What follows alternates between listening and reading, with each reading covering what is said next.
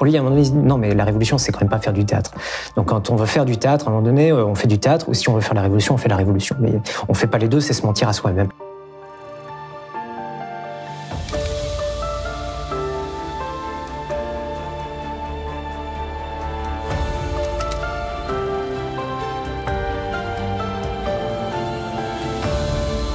Bienvenue sur Profession Culture.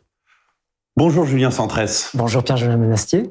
Vous êtes chercheur en histoire et doctorant à l'Université Paris 1 Panthéon-Sorbonne.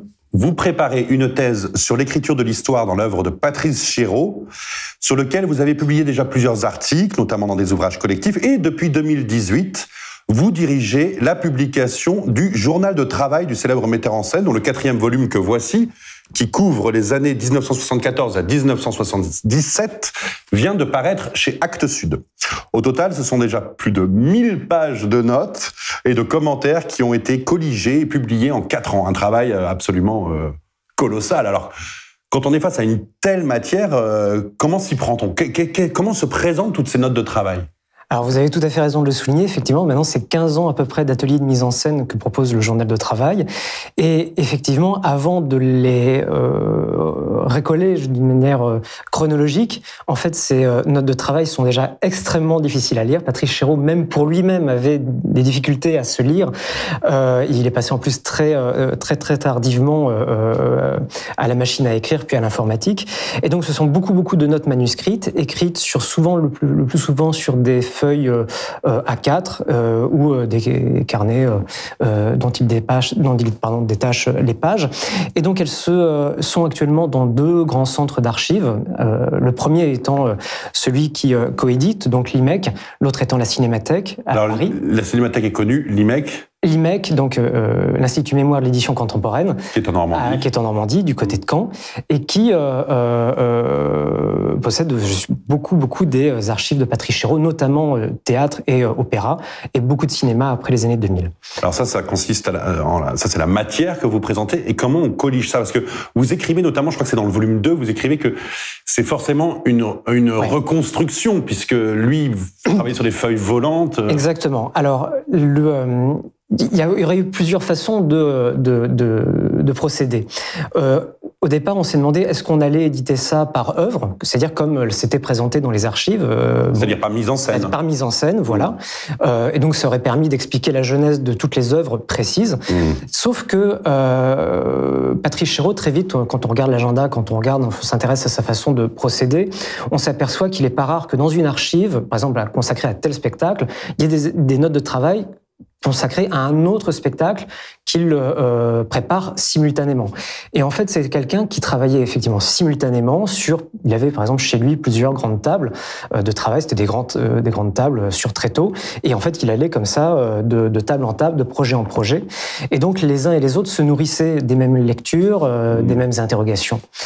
Et du coup, on a effectivement une source incroyable qui est à l'IMEC, qui sont en fait les agendas de Patrice Chéreau. Et donc beaucoup des notes en fait sont datées. Il y en a certaines qui ne le sont pas.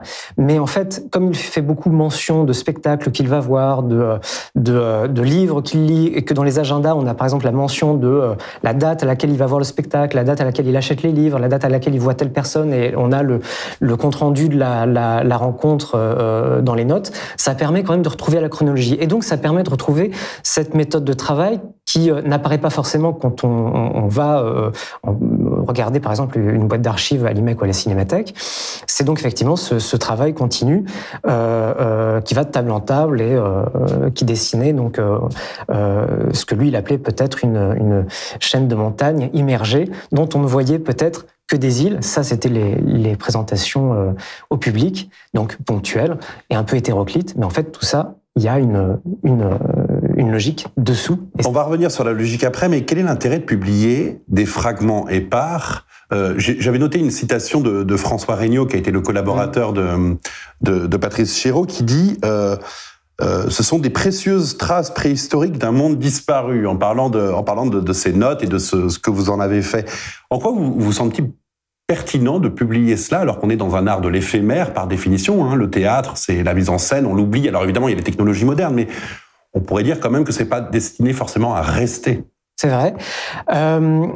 Alors ça, c'est une question. En fait, c'est vrai que parfois les historiens ne se posent peut-être pas forcément la question, au sens où effectivement, ce sont des traces présentes du passé, et donc ça permet quand même d'avoir accès à tout ce qui nous était occulté, la partie vraiment de travail de ces créations artistiques. Et donc on est vraiment là, ici, dans l'atelier, et non plus effectivement dans la présentation au public, qui, elle, effectivement, s'est peut-être évaporée, sauf quand on a des captations, peut-être à l'INA, ou des photos. Mais ça reste quand même des traces. Ça représente pas vraiment ce que c'était. Et là, on a effectivement accès vraiment, je pense, à l'atelier, au travail qui a lieu avant la rencontre avec les comédiens. C'est-à-dire que c'est aussi un moment que Regnault appelle préhistorique, effectivement, doublement, parce qu'en plus, c'est quelque chose, ce sont des notes de travail dont Chéreau ensuite va se dégager. Parce qu'il a arrêté complètement d'écrire au moment où il passait au plateau. Voilà, et ça aussi, dans les agendas, c'est très, ça se voit. C'est effectivement le moment où il les entoure dans les agendas, il n'y a plus rien dans l'agenda, sur 2-3 semaines, il n'écrit rien, et effectivement, ça correspond à ces moments où il n'écrit pas dans le journal de travail. Ce qui est très intéressant, moi, je trouve, dans ce journal de travail, alors, au départ, quand j'ai reçu le premier volume, en 2018, j'avais été un peu en me disant comment je vais appréhender une œuvre pareille, parce que c'est des notes de lecture, parfois les phrases sont pas finies, et en même temps, je dois reconnaître deux choses. D'une part, que vous avez fait un formidable travail d'annotation, parce que ça c'est vraiment une des grandes qualités, c'est que c'est très riche en informations. Et la deuxième chose, c'est que malgré tout, dans ces notes, il y a des lignes qui sont tracées, et notamment le parcours politique de Patrice Chéreau. Alors, j'aurais envie de vous le présenter comme ça, et vous me dites ce que vous en pensez. Dans le premier volume, donc qui couvre les années 63 à 68, on a un Patrice Chéreau militant, idéaliste marxiste, très affirmé, avec toute la fougue de sa jeunesse. En 69, il y a un basculement. D'ailleurs, vous citez un des textes qui s'appelle La mort... Une mort exemplaire. Une mort exemplaire.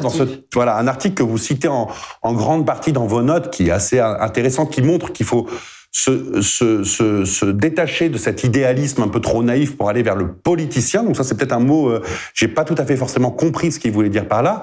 Dans le troisième volume, qui est ici, qui couvre les années 72 à 74, nous avons un Patrice Chéreau qui quasiment exclut les considérations politiques d'un coup.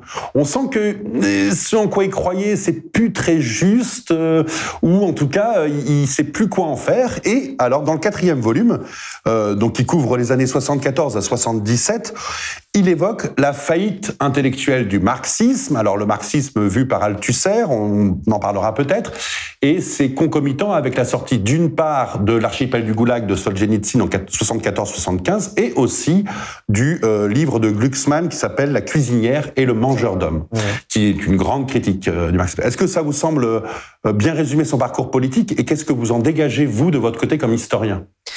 Bien sûr, effectivement, parce que Chéreau, il fait absolument partie de cette génération 68. Donc, effectivement, vous avez raison.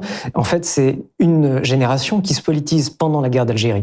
Et Chéreau, il est très frappé par la guerre d'Algérie parce que il fait partie des gens qui ont manifesté en février 62, donc au métro Charonne. Donc il a vu la répression policière, donc les morts du métro Charonne. Il s'est réfugié dans un café, donc il l'a vu. Ça le frappe. Ça le frappe parce qu'il me semble que en plus, bien sûr, c'est plus ce qu'il me semble. Dans le volume 3, il y fait explicitement allusion quand il va mettre en scène Massacre à Paris, et beaucoup plus tard, même quand il va penser à un film comme un film sur Napoléon et qu'il va imaginer la Bérésina, c'est à ces images-là qu'il fait référence. Ça veut dire donc si ça l'a marqué. Et sa famille était plutôt droite un peu à la extrême, et donc effectivement il va à cette opposition-là, et donc il va effectivement, comme beaucoup de sa génération, au moment où il se politise pendant la guerre d'Algérie, s'intéresser au marxisme, flirter un peu avec le Parti communiste, tout en étant quand même très critique, parce que ce sont des gens qui sont en train de ce qu'il appelle faire du révisionnisme du marxisme, c'est-à-dire de ne plus être un parti de révolutionnaires, mais un parti de gouvernement.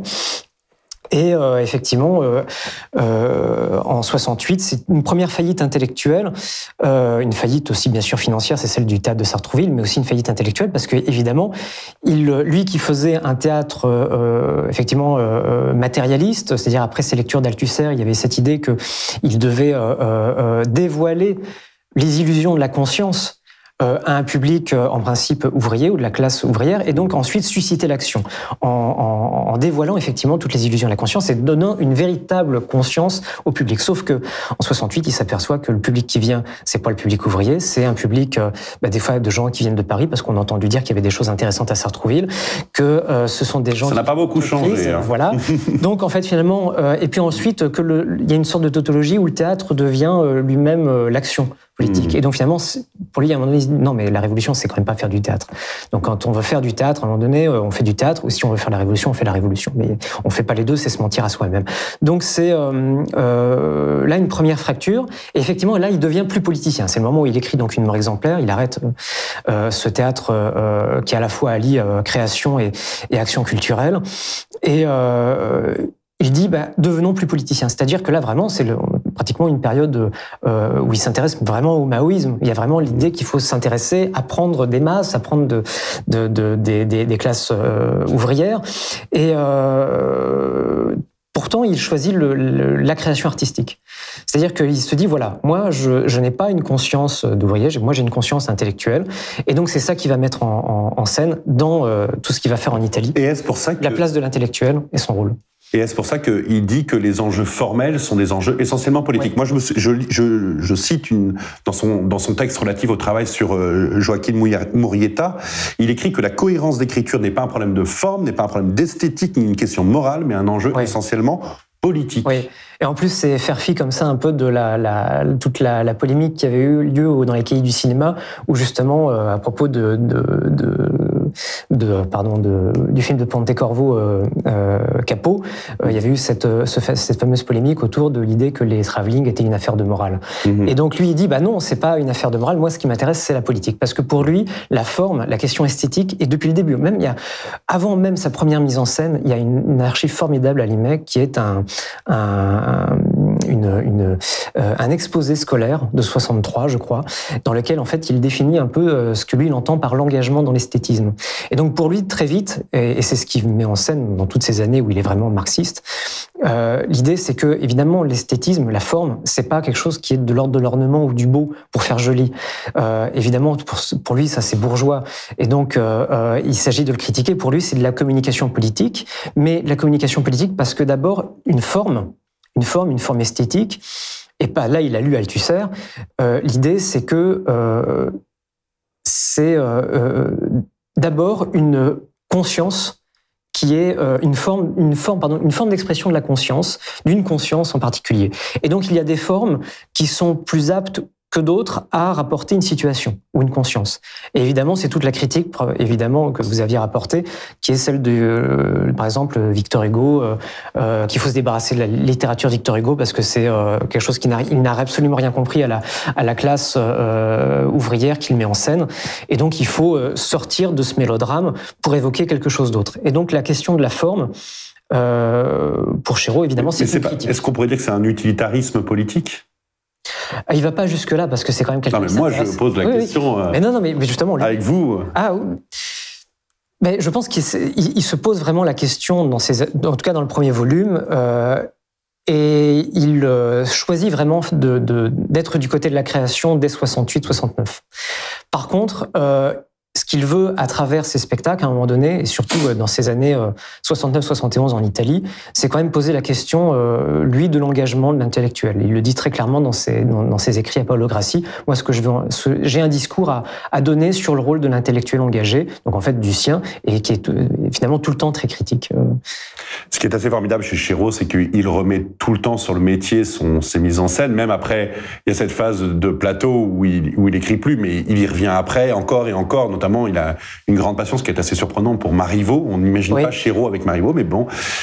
Et quand il met en scène son Tolère en Italie et son Tolère en France, il y a une énorme bascule, l'idéalisme de Tolère face au communisme de Léviné, qui sont deux personnages qui sont irréconciliables dans la version italienne, deviennent réconciliables, ou en tout cas arrangeants dans la version française. Quand il parle de la chair de l'orchidée, il est en train de travailler son film depuis 2 ans, il est sur le point de le réaliser, il se pose la question de savoir quelle est la nécessité de raconter cette histoire-là. Alors on a envie de lui dire, mais c'est peut-être un peu tard, là. Oui. Mais ma question, c'est, en voyant justement ce retravail, en voyant ce parcours politique, vous avez pris l'image de la chaîne immergée, de fait que vous citez dans toutes les introductions de vos volumes, vous la rappelez pour essayer peut-être de créer cette unité peut-être parce que vous avez peur que pour le lecteur, elle ne soit pas évidente, alors vous le rappelez, et justement, en quoi vous semble-t-elle former une chaîne immergée? C'est-à-dire que nous, on voit les îlots, qui sont ces mises en scène, et en quoi ça forme une unité cohérente? Ce sera ma dernière question. En fait, je pense que vous y avez un peu répondu. Quand vous avez parlé de Marivaux, vous avez dit que c'était un peu étrange, on ne pensait pas voir Marivaux avec Chéreau. Et je pense que effectivement, il faut voir tout l'engagement marxiste qui prend fin, donc comme vous l'avez dit, en 75-76. Mais il faut bien sûr le voir comme une rupture, mais c'est aussi une continuité, au sens où Chéreau s'intéresse, me semble-t-il, en fait, à travers au moins ces 4 volumes, et je pense au moins pour le prochain, aux manières dont des personnes en situation, un groupe ou des individus, peuvent conquérir leur conscience d'eux-mêmes et apprendre aussi quels sont leurs moyens pour conquérir leur souveraineté. Et ça, je crois que vraiment, ça irrigue toute une partie, mais vraiment de l'œuvre, voire peut-être l'œuvre entière, même jusque dans les lectures, par exemple, de Dostoïevski, par exemple, à l'Odéon. Je pense que il y a quelque chose comme ça. Et effectivement, dès le début, dès ses premières mises en scène, il s'intéresse quand même aux expérimentations du XVIIIe siècle, la découverte de soi, la découverte du monde. Et ça, évidemment, le marxisme, en tant que fils un peu problématique du XVIIIe siècle et des Lumières, c'est un moyen pour lui de creuser un peu ce questionnement. Et donc, effectivement, il l'abandonne, mais en fait, dès 73, et effectivement, il se tourne. Il abandonne pas justement le structuralisme. Il s'intéresse à la psychanalyse. Alors là, c'est la découverte d'un texte incroyable qui s'appelle Le désir homosexuel de Guy Hockanghem, et qui travaille beaucoup la dispute. Et donc, effectivement, il va comme ça du marxisme à la psychanalyse, toujours avec un intérêt pour les expérimentations du XVIIIe siècle, les lectures de Jean Starowinski. Et tout ça fait, à mon avis, unité pour lui. C'est-à-dire qu'à un moment donné, effectivement, le marxisme permet d'entrer plus profondément dans ces expérimentations du XVIIIe siècle, de le questionner. À un moment donné, il arrête le marxisme parce que, évidemment, c'est plus possible. Mais il abandonne pas certaines thématiques, notamment l'intérêt pour le XVIIIe siècle et Marivaux. Donc rendez-vous en 2023 pour les 2 derniers volumes. Je rappelle, Patrice Chéreau, Journal de travail, que vous avez cité Au-delà du désespoir, pour montrer la faillite du marxisme, du marxisme intellectuel. Et c'en est un. Hein. Et c'en est un, enfin en tout cas c'en est un pour Chéreau, 1974-1977, publié chez Actes Sud Papier, en partenariat avec donc l'IMEC. Petite question bonus que je pose à tous mes intervenants. Votre coup de cœur récent de création artistique, coup de cœur récent que vous avez envie de partager avec nos téléspectateurs? Alors, il y en a eu pas mal, mais si je devais effectivement en choisir un, parce que en fait, il fait allusion à des choses qui moi m'intéressent avant, donc s'il y a eu une rencontre comme ça, c'était les créations de la troupe d'Ingrid Aspeli, le Plexus polaire. J'ai vu bien sûr le Moby Dick. En fait, il m'est apparu l'idée que j'avais l'impression qu'il y avait peut-être chez cette troupe un intérêt peut-être pour certaines thématiques, notamment la question des passions qui sont dévorantes, et notamment de la colère, parce qu'il me semble que, notamment dans le Moby Dick, des scènes qu'elle a été choisir qui sont très touchantes chez Melville, notamment la reconnaissance de Achab avec le jeune garçon Pip, qui lui aussi fait à un moment donné la rencontre de la mort, terrible, de la solitude de la mort, puisqu'il est abandonné à un moment donné dans une chasse à la banelle, et donc il se retrouve seul dans la mer, donc ça le devient fou. Cette expérience le rend absolument fou. Et donc Achab le voyant, il se reconnaît en lui, et c'est quelque chose de terrible parce qu'on a l'impression qu'il y a comme une relation amicale qui pourrait se tisser entre les deux personnages, comme si Achab allait peut-être le recueillir et l'aider, alors qu'en fait non, ça c'est l'apparence. Ce qui est terrifiant dans cette image, c'est que, un peu comme dans Le Paradis perdu de Milton, qui est donc une des références de Melville, Achab, comme le Satan qui est descendu dans les enfers, pleure beaucoup, par exemple. C'est vrai que Satan pleure beaucoup. Donc il est tout à fait catastrophé de voir tous les démons autour de lui qui pleurent, parce qu'en fait c'est une image, c'est sa propre image sur laquelle il pleure. Et donc en fait il n'y a aucun lien d'amitié dans lequel, par exemple, Akab ou Satan pourrait avoir de l'affection pour personne. Et d'ailleurs, il me semble que dans Melville, dans cette scène-là, il lui dit j'espère que cette amitié viens avec moi, bien sûr je te prends sous mon aile, mais j'espère que ça ne te détruira pas encore davantage. Évidemment, c'est ce qui va se passer. Voilà. Donc évidemment, j'ai trouvé que c'était très bien mis en scène et que ces questions-là m'intéressaient beaucoup, la question de la colère, la passion, etc. Et de voir comment est-ce que c'était détourné derrière les apparences. Et bien sûr, il est tout le temps question d'apparence dans le musique et bien sûr aussi dans la représentation. Et il me semble que là, c'était vraiment... Enfin, moi, ça m'a beaucoup touché. Voilà. Merci beaucoup. C'est une très belle introduction. Merci à vous.